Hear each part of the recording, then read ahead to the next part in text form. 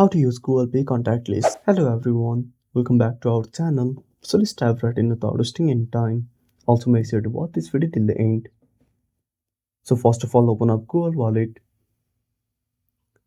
Now simply tap on Add to Wallet. Now choose a card.